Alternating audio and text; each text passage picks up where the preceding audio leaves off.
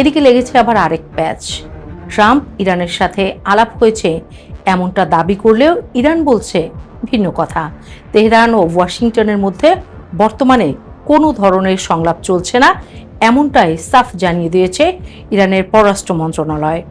তাদের আধা সরকারি মেহের নিউজ এই খবরটি সামনে এনে ট্রাম্পের দাবির গোমর ফাঁস করে দিয়েছে।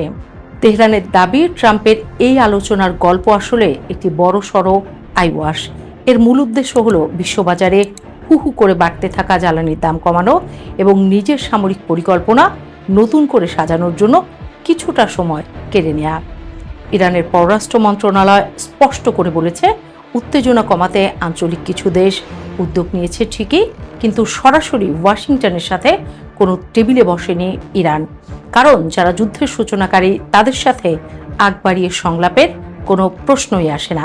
অর্থাৎ ইরানের দাবি সত্যি হলে নিজেদের অর্থনৈতিক বিপর্যয় ঠেকাতে এবং ইরানের পাল্টা আক্রমণ থেকে বাঁচতেই ট্রাম্প এই আলোচনার নাটক সাজিয়েছেন।